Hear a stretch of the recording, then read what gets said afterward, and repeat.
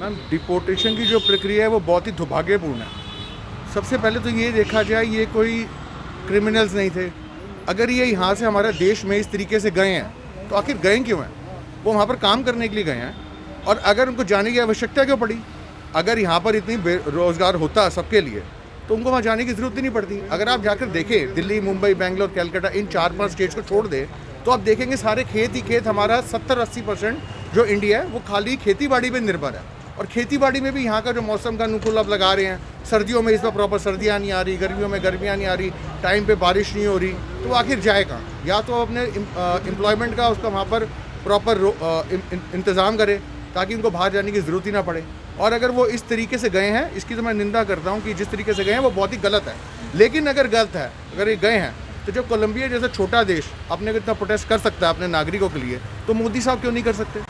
अगर प्रक्रिया है डिपोर्टेशन लॉ के अंदर, तो क्या यही प्रक्रिया मोदी साहब अपनाएंगे? अगर कोई बाहर का आदमी यहाँ पर पाया जाता है तो क्या अमेरिका के नागरिक को इतना दम है बीजेपी या किसी गवर्नमेंट के अंदर कि वो अमेरिकन नागरिक या ऑस्ट्रेलियन नागरिक को बेड़ियों में बांध के अपने सैनिक वाहन के अंदर उनके देश को वापस छोड़ा जाए? पॉलिसी इक्वल होनी चाहिए, अगर हमारे सिटीजन्स के लिए भी, तो जो यहाँ पर हम दूसरे सिटीजन्स के लिए करेंगे वो भी। अब देखा जाए कि इसमें प्रोटेस्ट करने की बजाय इन्होंने अभी संसद के अंदर या बजट के अंदर कितनी रियायत दे दी गई है। आप टैक्सेशन का देखें, जो इन्होंने टैक्सेशन अब इन्होंने रिवाइज़ किया है, जो यूएसए पे टैरिफ लगाना था, उल्टा उन्होंने बहुत गिरा दिए। उल्टा इतने गिरा दिए कि वो बिल्कुल यूएस फेवर के अंदर जा रहे हैं। विपक्ष लगातार आरोप लगा रहा है इनह्यूमन ट्रीटमेंट का, इस पर क्या कहेंगे? इसका इनह्यूमन ट्रीटमेंट बहुत ही गलत है। इनह्यूमन ट्रीटमेंट, सैनिक वाहन इस देश पे उतरना ये शो करता है ट्रंप का कि वो इस पे कार्रवाई करेगा, और एक सैन्य कार्रवाई है।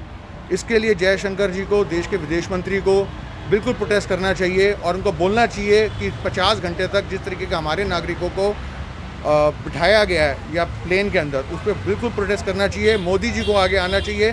जो मोदी जी बार बार वहाँ जाकर इतना बोलते हैं कि 56 इंच का सीना, या हम वहाँ क्या कहते हैं, या इतने बड़े हमारे ट्रंप हमारा दोस्त, और ये तो उस पर ट्रंप को भी सोचना चाहिए था कि जिस तरीके से दोस्ती व्यवहार है इंडिया के, उस तरीके से उसको ये नहीं करना चाहिए था। और मोदी जी को चुप रहने, या जयशंकर जी को चुप रहने के बजाय कोई ना कोई आगे बढ़ के स्टेटमेंट देनी चाहिए थी, मुझे ये लगता है।